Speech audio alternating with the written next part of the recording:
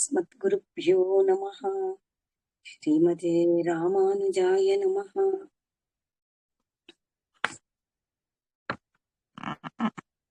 ఈరోజు సుందరకాండలోని 38, 39, 40వ సర్గ తత్వార్థము అర్థ వివరణ తెలుసుకుందామమ్మా.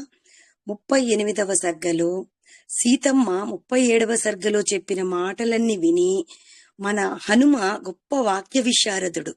ఆయన ఎంతో సంతోషం పొంది అమ్మవారితో ఈ రకంగా చెప్తున్నాడు. అమ్మా, నువ్వు చాలా యుక్తంగా మాట్లాడినావు తల్లి. స్త్రీ యొక్క స్వభావం ఎలా ఉంటుంది, చక్కగా దానికి తగ్గట్లుగా మీ పాతివ్రత్యము వినయానికి ఎంత చక్కగా తగినట్లు మాట్లాడినారు. నిజంగా స్త్రీవైన మీరు సముద్రము దాటుట అనేది చాలా కష్టసాధ్యమైన పని. అది యుక్తమేనమ్మా. మీరు నా మీద కూర్చుని వచ్చేటప్పుడు ఎటువంటి రకాల ప్రమాదాలు జరుగుతాయి అనేది మీరు ఊహించి చెప్పారు కదా, అవన్నీ కూడా నాకు యుక్తమే అనిపిస్తున్నాయి. అవన్నీ కూడా స్త్రీ స్వభావానికి తగిన చక్కటి మాటలు మీరు మాట్లాడారు. ఇంకా రాముడి కంటే ఇతర పురుషుల శరీరాన్ని స్పృశించినని కూడా చెప్పారమ్మా. మహాత్ముడైన ఆ రామచంద్రుడి భార్యగా మీకు ఆ మాట చాలా తగి ఉంది తల్లి.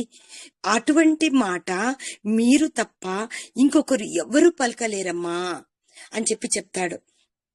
అమ్మా, ఈరోజు మీరు మాట్లాడిన మాటలు, మీ వద్ద నేను చూసిన ఈ రాక్షసుల చేష్టలు, ఇక్కడ జరిగిన విషయాలు, ఇవన్నీ కూడా రామచంద్రుడికి విన్నవిస్తాను. నాకేమంటే మిమ్మల్ని చూడగానే ఒక సంతోషం అనేది కలిగిందమ్మా. వెంటనే మిమ్మల్ని రాముడికి దగ్గరికి చేర్చాలి అని ఆ తొందరలో నా భుజం మీద ఎక్కించుకొని వెళ్తాను, వీపు మీద అని చెప్పాను. కాబట్టి రాముని యందున్న ప్రేమ చేత, భక్తి చేత నేను అలా పలికానమ్మా.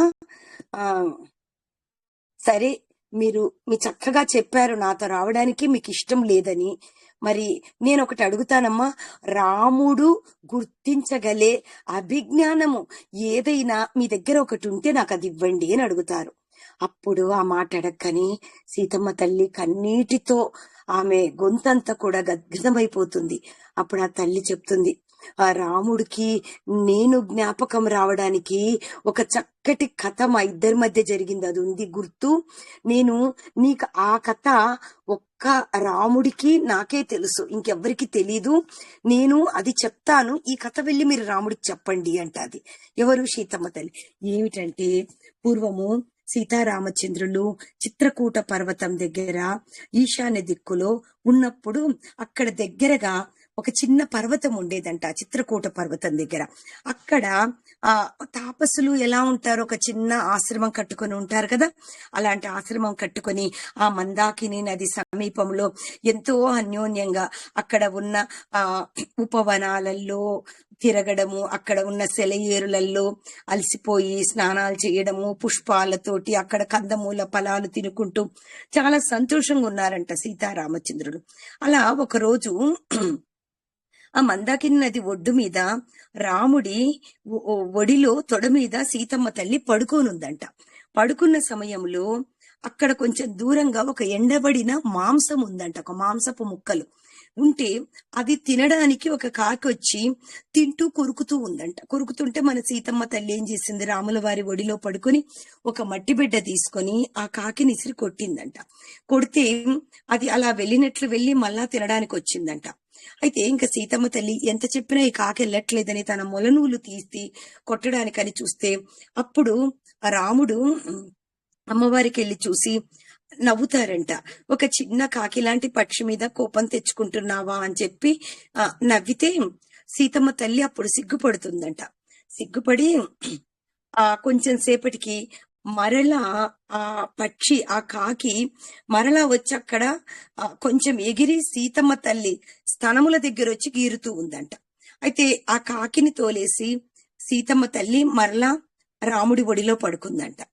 పడుకుంటే రాముడు కూడా తల్లిని ఓదారుస్తారంట. చివరికి ఆ కాకి ఎంత చేస్తున్నా వస్తుంటే సీతమ్మ తల్లి కంట్లో ఆ బాధకి కంటిలో ఆమెకు ఒక చుక్క నీరు వస్తుందంట. నీరు వచ్చి అది తుడుచుకుంటే రాముల వారు బాధపడతారని అది కనిపించకుండా ఆ తల్లి మరలా రాముల వారి ఒడిలో పడుకుంటుందంట. అయితే పడుకొని మళ్ళా ఆ కాకొస్తుంటే ఆమె లేచి కూర్చుంటే రాముడు సీతమ్మ తల్లి ఒడిలో పడుకుంటారంట. పడుకున్నప్పుడు మరలా ఈ కాకి అమ్మవారు అలా కూర్చున్నప్పుడు మరలా ఎగురుకుంటూ వచ్చి అమ్మవారి వక్షస్థలాన్ని మరలా గోళ్లతో గట్టి గట్టిగా గీరేసి వెళ్ళిపోతుందంట. ఆ గీరడంలో అమ్మవారి వక్షస్థలం నుండి రక్తపు చుక్కలు ఇలా ధారగా కారి రాముడికి చెంపకంతా తగిలాయంట. అంటే చక్కగా సుఖముగా నిద్రపోతున్నారు రామచంద్రుడు ఎంతో హాయిగా.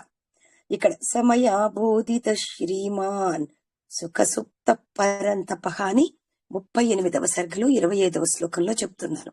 అలా ఎంతో ఆనందంగా నిద్రపోతున్న రాముడు ఆ యొక్క రక్తపు చుక్కల వేడికి నిద్ర మేల్కొనబడతారు. ఇందులో తత్వార్థం ఏమిటంటే, ఈ శ్లోకములో మొదట శ్రీమాన్ సుఖసుప్త అంటే రాముడు నిద్రపోచున్నప్పటి అందమును చూచి సీతమ్మ తల్లి రాముడిని ఎక్కడ రాముడు నిద్ర మేల్కొల్పబడతారు అని తల్లి తన బాధను ఓర్చుకున్నారు.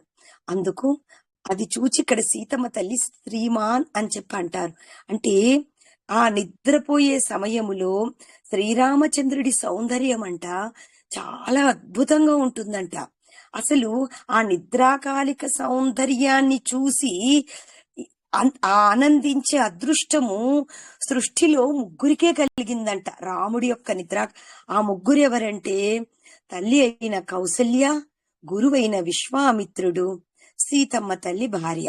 కాబట్టి ఆ అందమును చూచి సీతమ్మ తల్లి వాల్మీకి మహర్షి ఇక్కడ శ్రీమాన్ అని అన్నారు. కాకి బాధ భరించలేక ఇంతటి సౌందర్య అనుభవాన్ని పోగొట్టుకొని మేల్కొల్పి తినే అని శత్రువులను నిరసించుటకు స్వామి మేల్కొనెవలెనా, నిద్రించుచున్నను నిరసింపగలడు అని అనుకుంటాదమ్మ. అందుకని సుఖసుప్త పరంతప, సుఖముగా నిద్రిస్తున్న కూడా స్వామి అక్కడ తప్పు జరుగుతుంది అంటే పరులను తప్పింపజేసేవాడు.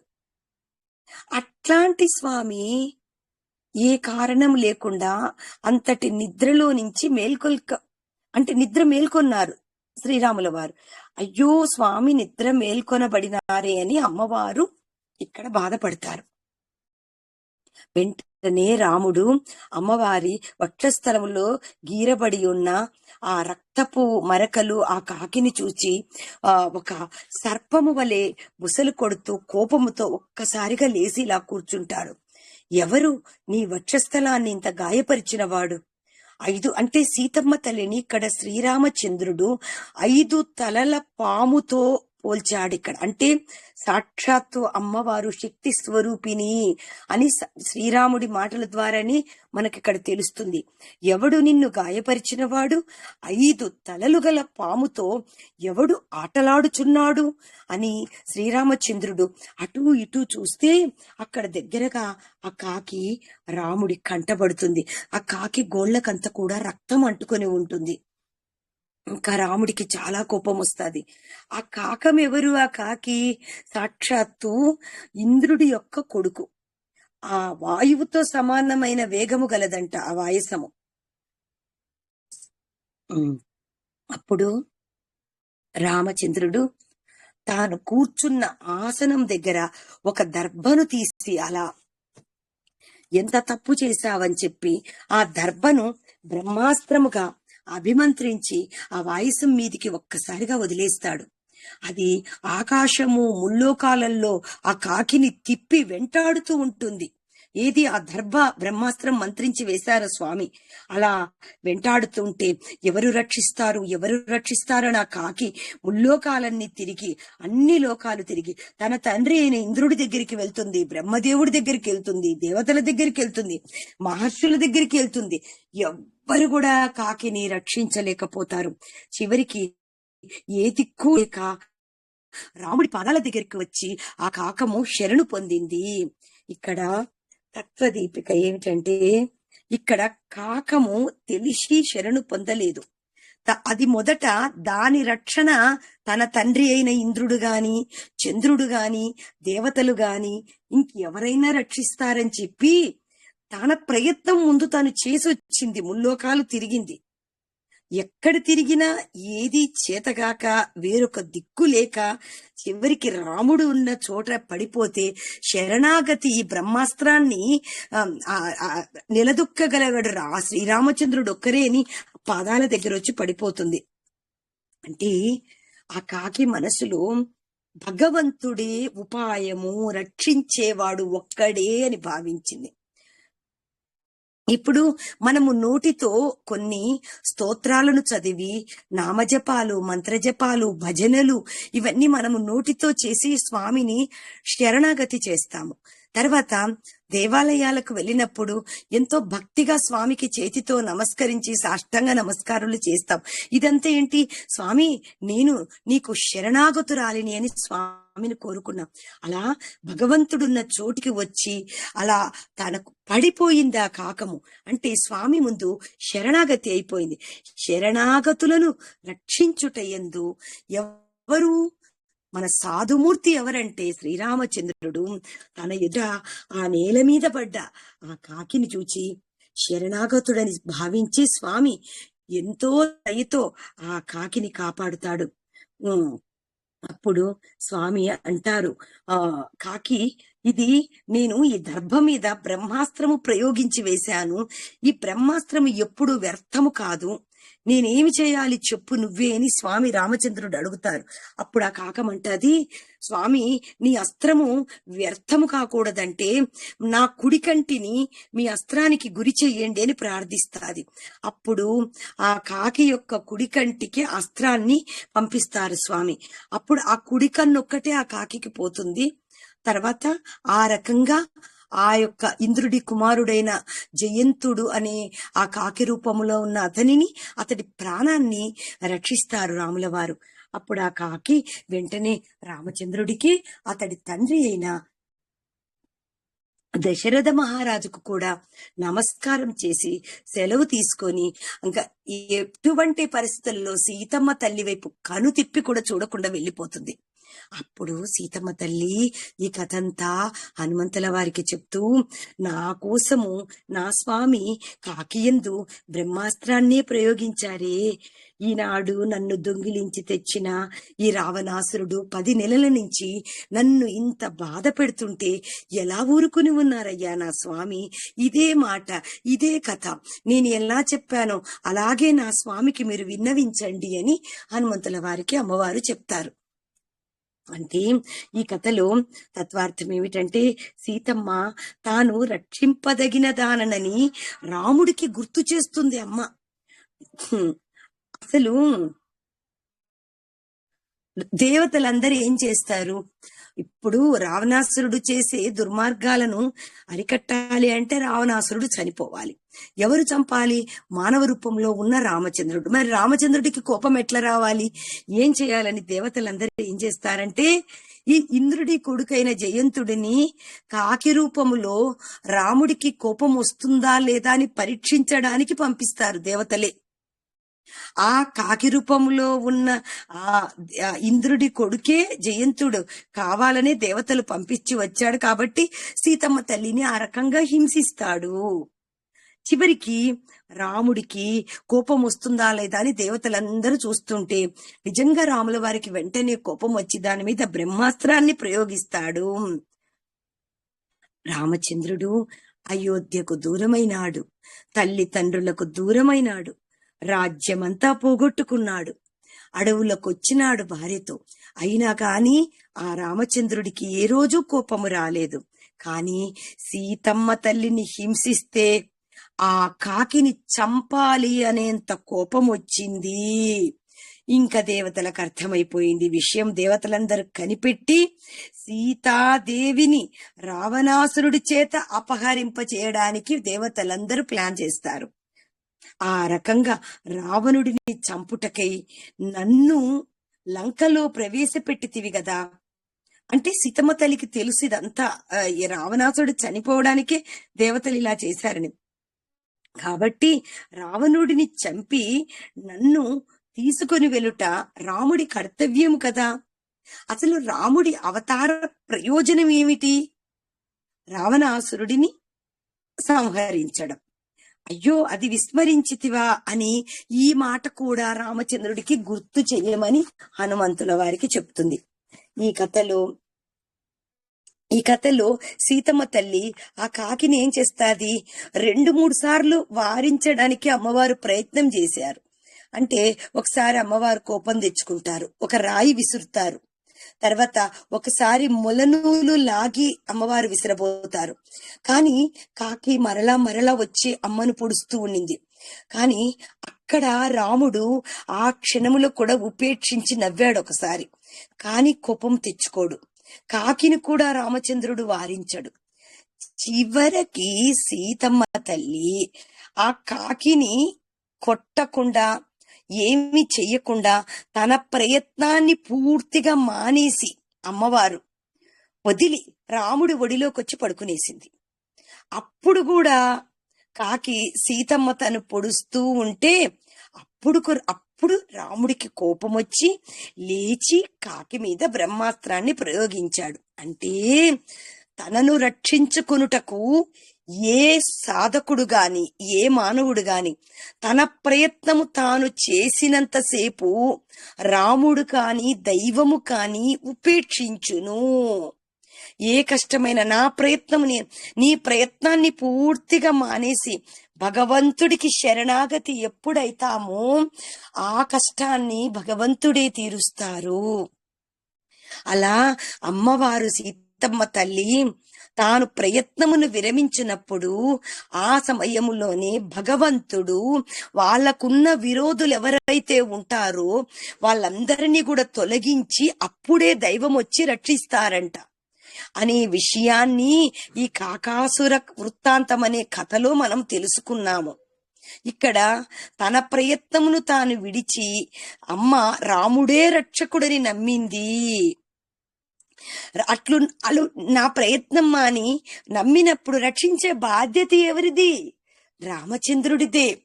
మరి ఆనాడు ప్రహ్లాదుడు కూడా తన ప్రయత్నము మాని నారాయణుడే రక్షకుడు అన్నాడు కాబట్టి ఆ నారాయణుడే రక్షించాడు.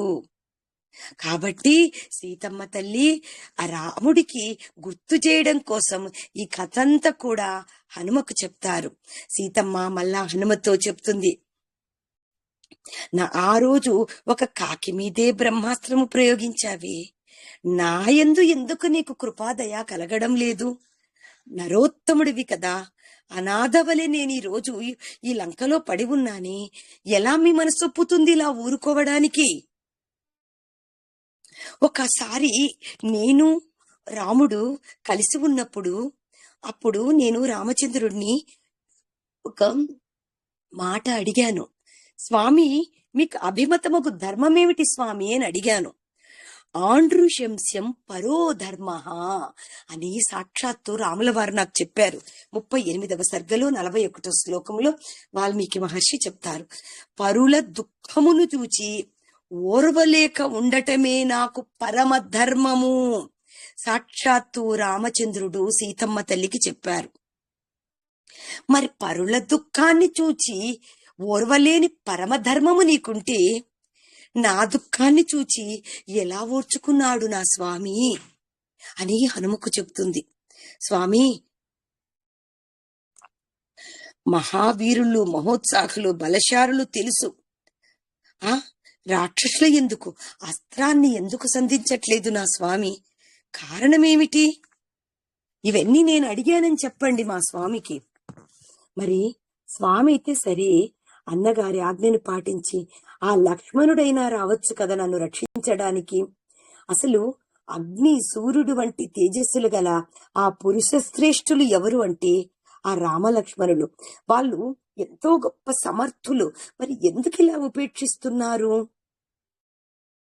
అక్కడ అమ్మవారు 38వ ఈ సర్గలో 48వ శ్లోకంలో చెప్తారు అమ్మవారు.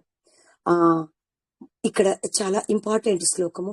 మమైవ దుష్కృతం కించిత్ మహదస్తి న సంశయః సమతావపితో యన్మాం నావేక్ష్యేతే పరంతపో అంటే సమర్థులైన రామలక్ష్మణులు నన్ను ఉపేక్షిస్తున్నారని ఎందుకు ఎందుకు నాకు ఈ కష్టాలు? ఇంత సమర్థులు కదా అన్నదమ్ములు, ఎందుకు నన్ను కాపాడలేకపోతున్నారు? ఏంటో పూర్వజన్మలో నేను ఏ పాపం చేశానో ఏమో, అందుకే నాకు ఈ కష్టాలు. తెలియనిదో తెలిసినదో చిన్నదో పెద్దదో ఏదో తప్పు చేసున్నాను పాపం. ఆ పాపానికే ఈరోజు ఈ కష్టాలు నేను. మనం కూడా ఏదైనా కష్టాలు వస్తే అనుకుంటాం కదా, ఏ పాపం చేశామో ఏమో అందుకే మనకి కష్టాలని. మనలాగే సీతమ్మ తల్లి కూడా అలాగే భావిస్తూ అనుకుంటున్నారు, ఏ పాపం చేశానో ఏమో అని. ఇప్పుడు రాముల వారిని నిందించట్లేదు ఇక్కడ అమ్మ, తనను తానుగా తనేం తప్పు చేశానా, రాముడి యొక్క దయ నా మీద లేకపోవడం నా పూర్వజన్మ పాపమని అమ్మవారు భావిస్తున్నారు. ఎవరైనా భగవంతుడు ఉపాయము అని విశ్వసించి ఉన్నవారు తమకు కష్టములు ఏమైనా వస్తే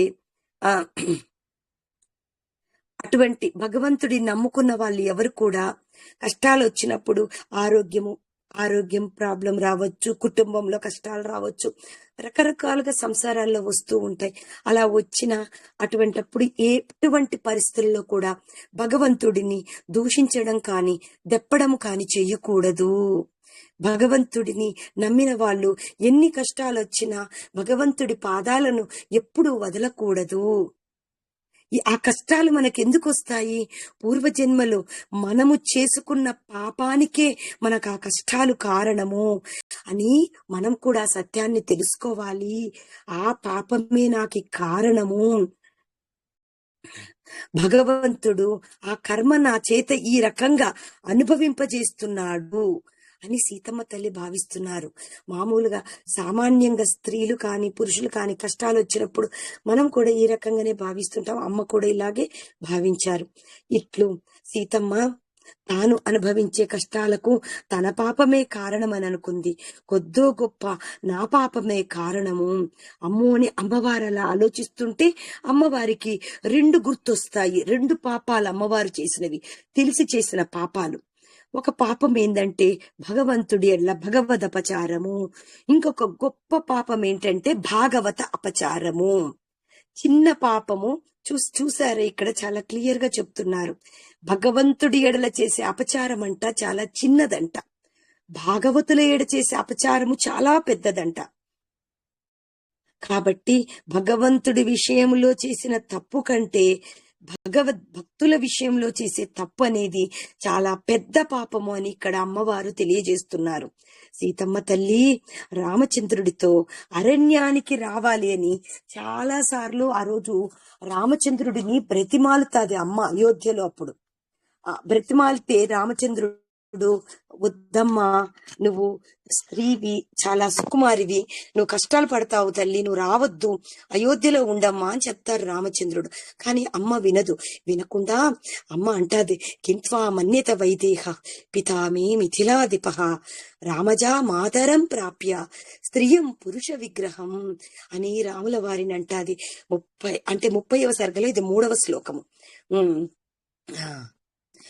రామా, భార్యను అరణ్యానికి కూడా తీసుకుని వెళ్ళలేదు, స్త్రీలాగా ఉండి పురుష వేషం వేసుకొని వచ్చి నా కుమార్తెను వివాహం చేసుకున్నాడా అని మా తండ్రి అయిన జనక మహారాజు అనుకుంటాడు, మీరు నన్ను గాని అరణ్యానికి తీసుకెళ్ళకపోతే. అంటే స్త్రీ రూపంలో ఉన్న పురుషుడి అనుకుంటాడు మా తండ్రి అన్నట్లు అంటున్నారు. అలా ఆక్షేపిస్తారు ఇక్కడ సీతమ్మ తల్లి ఆనాడు అయోధ్యలో. ఇలా మాట్లాడడము భగవంతుడగు రాముడికి సీత చేసిన అపచారము, ఇది కొంచెము పాపము. అంటే ఇక్కడ ఈ సంఘటన ద్వారా మనం తెలుసుకోవాల్సినది ఏమిటంటే భగవంతుడి ఎడల ఎంతో జాగ్రత్తగా ఉండాలి. భగవంతుడంటే ఇంట్లో భర్త కానీ పిల్లలు కానీ ఎవరైనా కానీ ఏ తప్పులు జరిగినా మన నోటి నుంచి వచ్చే వాక్ అనేది చాలా జాగ్రత్తగా మాట్లాడాలనే సత్యాన్ని మనం ఇక్కడ తెలుసుకోవాలి. మాయ లేడిని చంపుటకు రాముడు ఇంకొకటి భాగవత అపచారము ఏమిటి? ఇది కూడా తెలుసుకుందాము. ఆ మాయిలేడిని చంపడానికని రాముడు మారీచుడిని చంపడానికి వెళ్తూ ఉంటే అప్పుడు మారీచుడు ఆ లేడి రూపంలో ఉండి హా సీత, హా లక్ష్మణ అని గట్టిగా కేక వేస్తాడు. రాక్షసమయ అయిన మారీచుడు కేక వేసి చనిపోతాడు. అప్పుడు హా సీత, హా లక్ష్మణ ఆ మాటలు విని సీతమ్మ తల్లి రాముడిని రక్షించడానికి వెంటనే వెళ్ళమని చెప్పి లక్ష్మణుడిని నిర్బంధించి కొన్ని పరుషంగా మాట్లాడుతాది సీతమ్మ తల్లి లక్ష్మణుడిని. ఇవన్నీ కూడా మనము రామాయణము చదువుకుంటాం కదా, అప్పుడు తెలుసుకుందాం సీతమ్మ తల్లి ఏమేమి మాట్లాడింది లక్ష్మణుడిని అనేది మనకు తెలుస్తుంది. ఇది భగవద్భక్తుడు లక్ష్మణుడు ఎటువంటి వాడు, మహానుభావుడు, భగవద్భక్తులలో గొప్పవాడు. అటువంటి మహాభక్తుడి విషయంలో చేసిన గొప్ప భాగవత అపచారం చేసింది అమ్మవారు. కాబట్టి ఇది మహా అపచారము. ఈ రెండు పాపాలకే ఈరోజు నేను ఈ కష్టాలు అనుభవిస్తున్నాను అని సీతమ్మ తల్లి గుర్తించింది.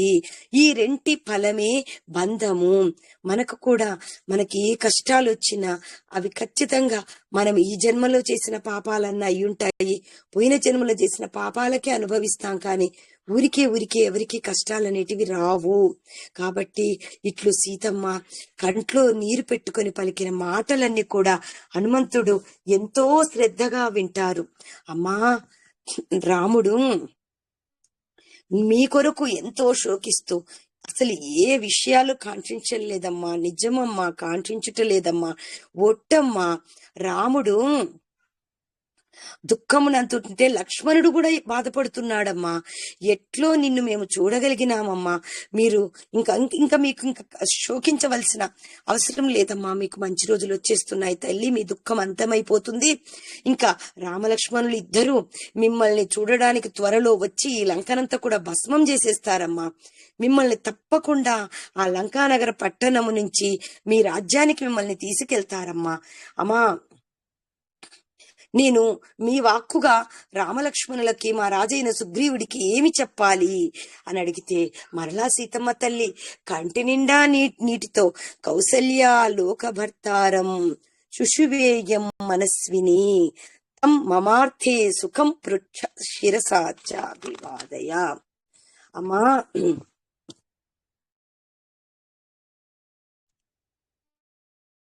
లోకభర్త అయిన ఆ రాముడిని విశాలమైన మనసు గల కౌసల్యాదేవి కనింది కదా, అటువంటి రాముడు సుఖముగా ఉన్నాడా?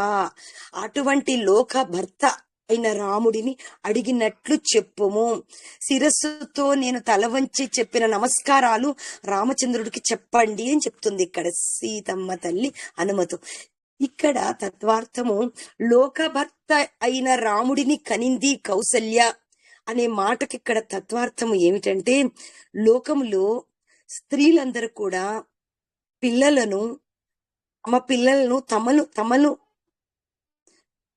తమను ముసలి వయసులో పిల్లలు కాపాడి రక్షిస్తారని పిల్లల్ని కంటారు.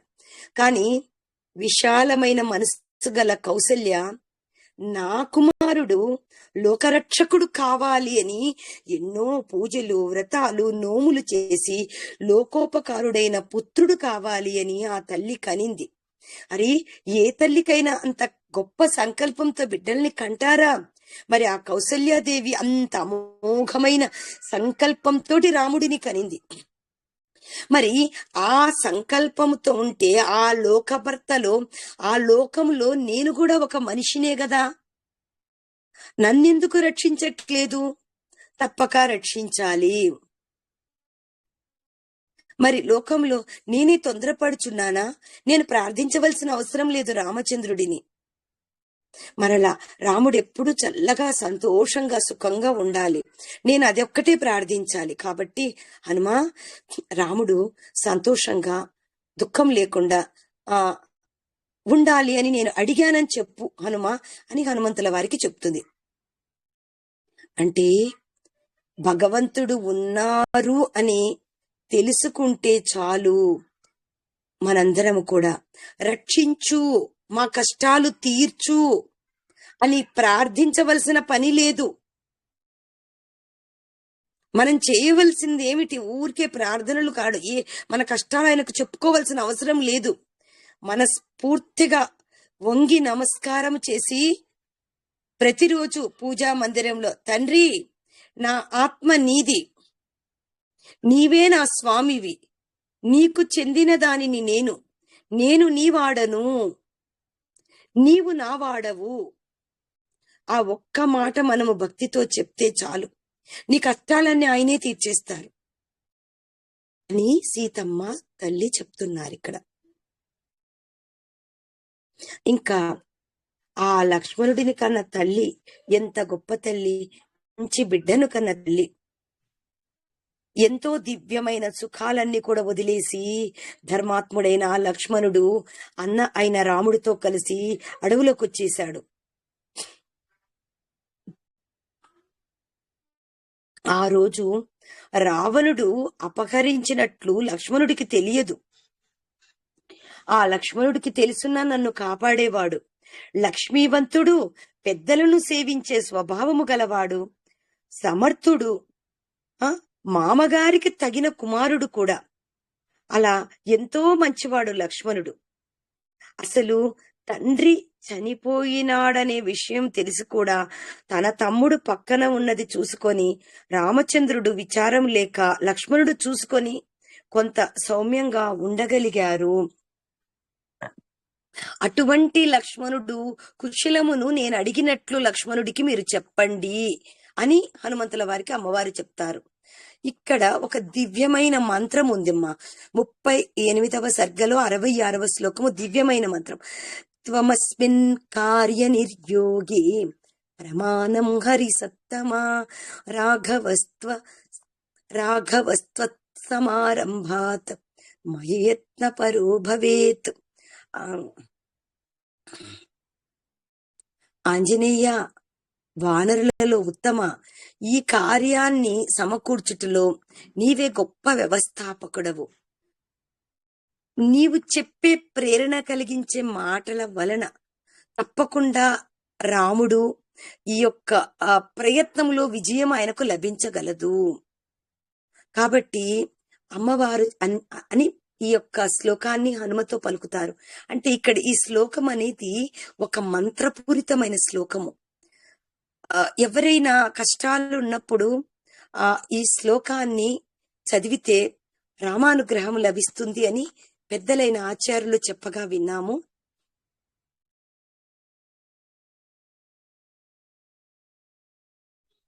మరలా అమ్మవారు చెప్తాది,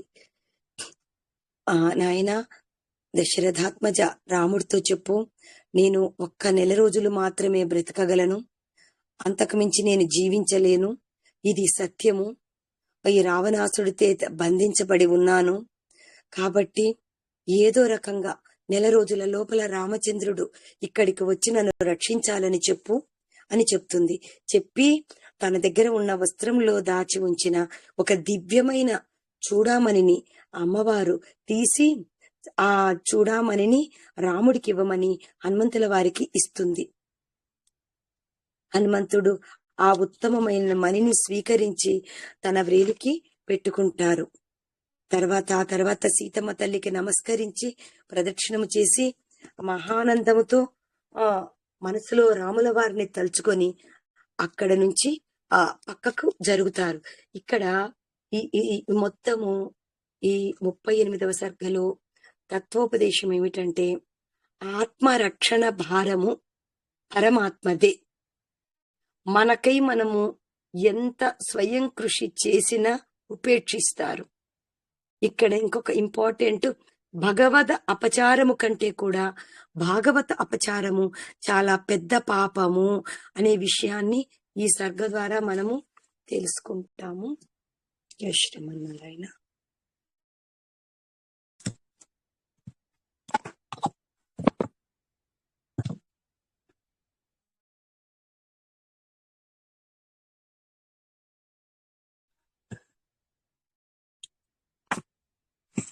ముప్పై 31వ సర్గ కూడా చెప్పుకొని ఇంకా విరమిద్దాం. 39వ సర్గ. సీతాదేవి హనుమంతుల వారికి చూడమనినిచ్చి, ఆ ఈ చూడమని నేనిచ్చానని చెప్పి రాముల వారికి మీరివ్వండి. ఈ చూడమని చూడగానే రామచంద్రుడికి మా తల్లి, నేను, మా అమ్మ, దశరథ మహారాజు ఈ ముగ్గురు గుర్తుకు వస్తారు. ఎందుకంటే రామచంద్రుడిని నేను వివాహం చేసుకునే సమయములో దశరథ మహారాజు చూచుచుండగా నా తల్లి మొట్టమొదటిసారిగా తన తలలో ఉన్న ఈ చూడామణిని తీసి నా తలలో నా కేశాలకు అలంకరించింది మా అమ్మ. అప్పుడు రాముడు కూడా చూశారు ఆ సమయంలో. అంటే రాముడు, దశరథుడు, సీతమ్మ తల్లి. కాబట్టి ఈ విషయం రాముడికి బాగా గుర్తుంటాది. కాబట్టి హరిసత్తమా, ఈ కార్యము సిద్ధించుటలో ఉపాయాన్ని మీరే ఆలోచించండి.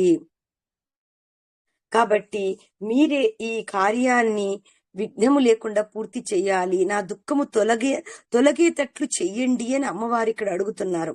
ఇక్కడ ఈ శ్లోకము కూడా నిత్యము మనం అనుసంధానం చేసుకుంటే హనుమత్ ప్రార్థనా శ్లోకము, హనుమంతుడి యొక్క అనుగ్రహము కలిగే శ్లోకము ఏమిటంటే, త్వమస్మిన్ కార్య నిర్యోగే ప్రమాణం హరి సత్తమా హనుమన్యత్నమాస్థాయ దుఃఖక్షయకరో భవ.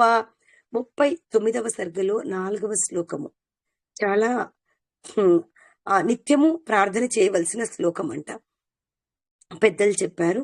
అప్పుడు హనుమ అలాగే అని ప్రతిజ్ఞ చేసి సీతమ్మ తల్లికి నమస్కారం చేసి ఇంకా అక్కడి నుంచి బయలుదేరడానికి హనుమ సిద్ధపడతారు.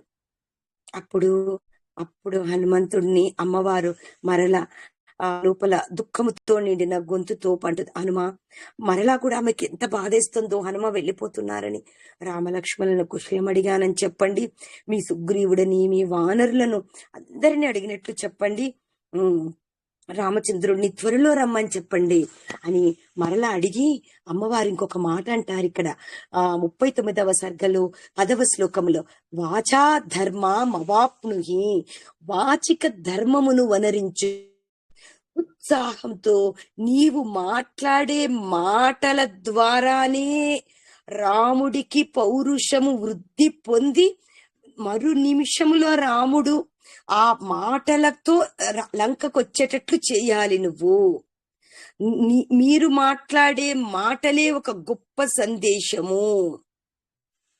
ఆ క్షణమే రాముడు పరాక్రమించి లంక మీదికి దండెత్తి రావాలి. అంటే మీ యొక్క వాక్కు అంత అద్భుతంగా ఉండాలి.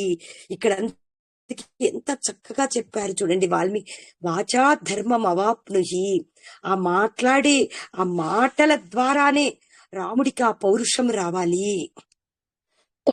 వెంటనే మారుతాత్మజుడైన హనుమ అంజలి ఘటించి అమ్మతో ఇలా బదులు చెప్తారమ్మా, రాముడు మేమందరం కూడా త్వరలో వస్తాము, శత్రువులందరినీ జయించి మీ శోకాన్ని మేమందరం కూడా తొలగిస్తాము.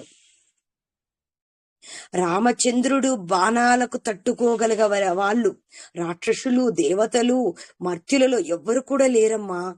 అసలు దేవలోకము, సూర్య చంద్రులు, పర్జన్యుడు, యముడు ఎవ్వరు కూడా రాముడిని ఎదుర్కొని నిలబడలేరు. తప్పకుండా రాముడికి జయము మీ సీతమ్మ తల్లి యొక్క మాటల ద్వారా రాముడికి జయము కలుగును. హనుమ చెప్పిన ఈ మాటలన్నీ విని మళ్ళా జానకి తల్లి ఈ రకంగా మాట్లాడుతుంది. హనుమ బయలుదేరడానికి ఇలా వెళ్తున్నారంట. నాయన ఒక్కరోజు నా కొడుకు ఇక్కడ ఉండవా, ఒక్కరోజు ఉండి రేపెళ్ళు అని అడుగుతుంది. ఎవ్వరూ చూడని ఈ రాక్షసులు ఒక్క మరుగైన చోట విశ్రమించి, చీకటి పడింది కదా, రేపు తెల్లవారుజామునే వెళ్దువు గాని ఉండు, అసలు మీతో మాట్లాడుతూ ఉంటే నా దుఃఖము 10 నెలల దుఃఖం అంతా కూడా ఒక క్షణకాలంలో తగ్గిపోయిందన్న ఆనందంగా నాకుంది. మరలా నువ్వు వెళ్ళిపోయి ఎప్పుడు వస్తావో ఏమిటో, రామచంద్రుడు రాగలరా, నా ప్రాణాలు అప్పటికి ఉంటాయో పోతాయో, మరలా మిమ్మల్ని చూడగలను లేదు అని మళ్ళా సీతమ్మ తల్లి ఒక సామాన్య స్త్రీ ఎలా దుఃఖిస్తుందో అలా ఏడుస్తుందంట. కానీ మళ్ళా అంటుందంట, ఒక ఆలోచన వస్తుంది, నాయన హనుమ మీ యొక్క సేనలో వానరులలో నీవు చాలా గొప్పవాడివి కదా నాయనా. మరి ఇప్పుడు మిగతా వానరులు ఉన్నారు, రామలక్ష్మణులు ఉన్నారు. ఈ సముద్రాన్ని వీళ్ళంతా ఎలా దాటగలరు? అసలు సముద్రం దాటడానికి శక్తి ఎవరికి? ఒక్క గరుత్మంతుడికి, ఒక్క వాయుదేవుడికి, ఒక్క హనుమంతుడికి. మీ ముగ్గురికే ఈ శక్తి ఉంది. మీరే సముద్రాన్ని దాటి రాగల వాళ్ళు. మరి నాకు ఇంత రామలక్ష్మణులు వీళ్ళంతా ఎలా రాగలరు? నాకు సమాధానం చెప్పవా? ఎలా ఎలా నీవు సమర్థవంతంగా ఈ కార్యాన్ని నెరవేర్చి కీర్తి పొందుతావో నాకు అర్థం కావట్లేదు. 39వ సర్గలో 30వ శ్లోకంలో అమ్మవారు చెప్తారు,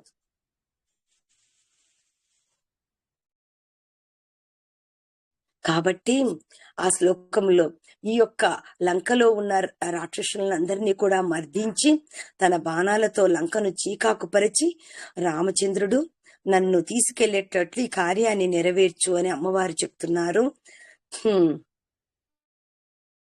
సీతమ్మ తల్లి తనను హనుమ తీసుకొని వెళ్ళేదను అనినా కూడా అమ్మవారు ఇక్కడ అంగీకరించలేదు. పాతివ్రత్యానికి తగదు అని తిరస్కరించారు. అంటే భగవంతుడే ఉపాయము అని విశ్వసించిన వారు ఎవరు కూడా నాకుగా నేను రక్షించుకొనుటలో నా ప్రయత్నము నేను చెయ్యను, తర్వాత నన్ను రక్షించే మనుషులు ఇంకొకరు ఉన్నారు, వీళ్ళు రక్షిస్తారని ఉండకూడదు. మనకు భగవంతుడే స్వయంగా వచ్చి తనను స్వీకరిస్తాడు, తనను రక్షిస్తాడు, రామచంద్రుడే వస్తారు అని ధైర్యంతో ఉండాలి అని ఇక్కడ తెలుస్తుంది. ఇక్కడ తాను ప్రయత్నము చేసి తన ప్రయత్నముతోటి అమ్మవారు హనుమంతుడితో వెళ్తే ఇక్కడ ఏమైతుంది? తత్వార్థము స్వగత స్వీకారం అవుతుంది. తనకు తానుగా అమ్మవారు రక్షించుకోవడానికి చేసుకున్నట్లు అవుతుంది. భగవంతుడే అనుగ్రహించి వచ్చి ఈ లంకలో ఉన్న శత్రువులందరినీ కూడా నిరసించి అతనితో పాటు తనని వెంటబెట్టుకొని తీసుకొని వెళ్తే అది పరగత స్వీకారం అవుతుంది. తనకు తానుగా హనుమ వెంట వెళ్తే స్వగత స్వీకారం అవుతుంది. ఎవరైనా స్వస్వరూపము తెలిసిన జ్ఞానులందరూ కూడా ఈ పరగత స్వీకారాన్ని అనుసరిస్తారు. సీతమ్మ తల్లి కూడా ఈ రెండవ మార్గానికి చెందిన తల్లి. భగవంతుడే వచ్చి రక్షించాలి అని దృఢమైన నమ్మకము అధ్యవసాయము గల తల్లి. అందుచేతనే సీతమ్మ తల్లి తనను ఆంజనేయుడు తీసుకుని వెళ్తానంటే కూడా అమ్మవారు ఒప్పుకోలేదు. ఇక్కడ ఇంకొకటి ఇందులో తత్వార్థము కూడా ఉంది. ఇప్పుడు మనం ఏం చెప్పుకున్నాము? శరీరమే లంక అని చెప్పుకున్నాము కదా. ఈ శరీరమే లంక. ఆ శరీరంలోకి ప్రవేశించుట ఎప్పుడన్నది? ఇప్పుడు ఈ శరీరంలోకి జీవుడు తల్లి గర్భంలో ఉన్నప్పుడు జీవుడు ప్రవేశించేది ఎవరైనా చూస్తున్నారా? ఎవరికైనా తెలుసా? లేదు కదా. మాయ. తల్లి కడుపులో ఉన్నప్పుడు జీవుడు గర్భములో ఎప్పుడు వస్తాడో ఎవరికి తెలియదు. మాయ. ఇది ఎప్పటి నుంచి జరుగుతుంది? అనాదిగా సృష్టి మొదలైనప్పటి నుంచి జరుగుతూనే ఉంది. గర్భములో ఆ శరీరం ఉంటుంది, జీవుడు మాయ రూపంలో గర్భములోకి ప్రవేశిస్తాడు. అయితే ఇక్కడ రావణాసురుడు ఎవరు? మనస్సు. మనం చెప్పుకున్నాం మొదటి 2-3 సర్గల్లో. రావణాసురుడు అనే మనస్సు దొంగతనముగా సీతమ్మ తల్లి అనే ఆత్మను లంక అనే శరీరంలోకి తెచ్చి పెట్టెను. ఇప్పుడు ఈ జీవుడికి కొన్ని వేల సంవత్సరాల నుంచి శరీరంతో సంబంధము జీవుడికి ఉంది. తమ జాగ్రత్తగా వింటేనే అర్థమవుతుంది. ఎన్ని పనులున్నా మానుకొని అర్థం. చాలా ఇంపార్టెంట్ ఇలాంటివి. మనకి ఎవ్వరు ఎక్కడ కూడా తెలుసుకోవడం కొంచెం కష్టము. జాగ్రత్తగా వినండి. రావణుడు అనే మనసు దొంగతనముగా సీతమ్మ తల్లి అనే ఆత్మను తీసుకొని వచ్చి లంక అనే శరీరములో పెట్టాడు. ఈ జీవుడికి అనాదిగా ఈ లంక అనే శరీరానికి సంబంధం ఎప్పటి నుంచో ఏర్పడింది. ఈ శరీర సంబంధము వీడుట, మరలా శరీరంలో నుంచి ప్రాణము, అందరూ పుడతాము, చనిపోతాము, ప్రాణం పోతుంది. కానీ శరీరముకు అంటకుండా ప్రాణం పోవాలంట. ఎక్కడి నుంచి పోవాలి? భ్రూమధ్యం, తల శిరస్సు పైన భ్రూమధ్యంలో నుంచి పోవాలి అని పెద్దలు చెప్తారు. అలా శరీరానికి అంటకుండా ప్రాణము పోవడమే మోక్షము. ఆ మోక్షమే విడుదల. అది రహస్యంగా జరగదంట. ప్రాణం అనేది అంత రహస్యంగా పోదు. కాబట్టి ఇక్కడ చాలా రహస్యమైన అర్థం. అప్పుడు ఏం చేస్తారంటే, ఎప్పుడైతే భగవంతుడికి శరణాగతి అయిన పరగత స్వరూపాన్ని, స్వగత స్వీకారం కాదు, పరగత స్వీకారములో ఉన్న సాధకుడి ప్రాణము ఎలా శరీరం నుంచి అంటే, శరీరానికి అంటకుండా మోక్షంగా పోవడమే విడుదల, శరీరాన్ని నుంచి విడుదల. కాబట్టి ఇది రహస్యంగా జరుగునది కాదు. భగవంతుడే ఆ సాధకుడికి తన హృదయంలో ఉండి జీవుడు తనను పొందుటకు, ఇప్పుడు జీవుడు భగవంతుడిని పొందాలంటే ఏంటి ప్రతిబంధకాలు? రకరకాల పాపాలు. అయితే ఈ భగవంతుడు హృదయంలో ఉండి ఆ పాపాలన్నింటినీ జీవుడికి పోగొట్టి సుషుమ్న అనే ఒక నాడి ద్వారా ఆ ప్రాణము పోయే సమయములో జీవుడిని వెంట పెట్టుకుని భగవంతుడే వెళ్తాడు. ఆ సుషుమ్నా నాడిని వెంటబెట్టుకుని వెళ్తూ అప్పుడు శిరస్సు పగిలి జీవుడు బయటికి పోవును. కాబట్టి అక్కడ ఏమైతుంది? అప్పుడు ఎప్పుడైతే ఆ శిరస్సు పగిలి ఆ జీవుడు బయటికి పోతాడో మోక్షము, విడుదల జరిగింది. భగవంతుడి అనుగ్రహము చేత అక్కడ ఆ శరీర సంబంధాన్ని ఆ జీవుడు విడిచిపోవడం అనేది చాలా ప్రకాశవంతంగా జరిగింది. కానీ మన శరీరములోకి గర్భములో ఉన్నప్పుడు తల్లిలోకి ప్రవేశించేటప్పుడు జీవుడు ఎలా వస్తాడు? మాయ చేత జరుగుతుంది. అలా ఆ యొక్క జీవుడి యొక్క ప్రాణము శిరస్థానము నుండి గాక వేరే వేరే రంధ్రాలు ఉన్నాయి శరీరంలో, మనకు నవరంధ్రాలు. అలా కంటి ద్వారా కానీ ముక్కు ద్వారా కానీ అలా వేరే నవరంధ్రాల గుండా ఆ జీవుడి యొక్క ప్రాణము పక్కదారి నుండి వెళ్ళిపోతే మరలా ఆ జీవుడు ఇంకొక శరీరములో ఇంకొక గర్భంలో ప్రవేశిస్తాడు. పునరపి జననం పునరపి మరణం.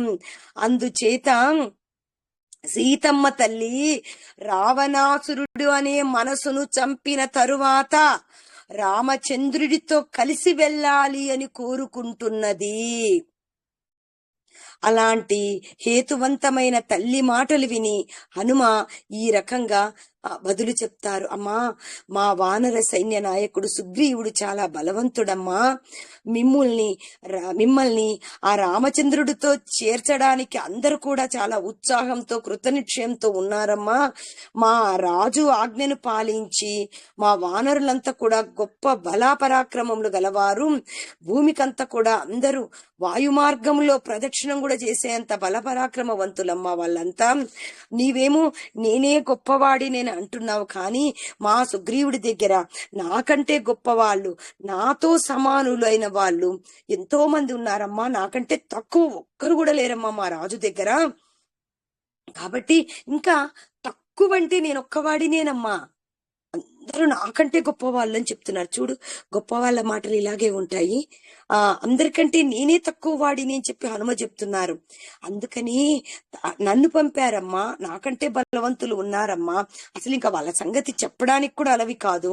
కాబట్టి మీరు అస్సలు విచారించొద్దు. ఒక్కసారికి ఇప్పుడు పోయి నేను ఈ వార్త రామలక్ష్మణ సుగ్రీవులకు చెప్పానంటే ఒకే ఒక్క గంతులో అందరూ ఎగిరి లంకలోకి వచ్చేస్తారు, దూకేస్తారు. రామలక్ష్మణుని ఇద్దరిని కూడా నా వీపు మీద కూర్చుకొని సూర్య చంద్రులలాగా కూర్చోబెట్టుకొని మీ ఎదురుగా తీసుకొని నేనే తీసుకొస్తాను. వచ్చి ఈ లంకనంతా కూడా నాశనం చేసి మిమ్మల్ని అయోధ్యకు తీసుకెళ్తాము అని చెప్పేసి అమ్మను హనుమ ఓదార్చి తిరుగు ప్రయాణానికి హనుమంతుడు సిద్ధమవుతాడు. అమ్మకు ఆ రకంగా భయపడకుండా అభయాన్ని ఇక్కడ హనుమంతులు ఇస్తారు. ఇక్కడ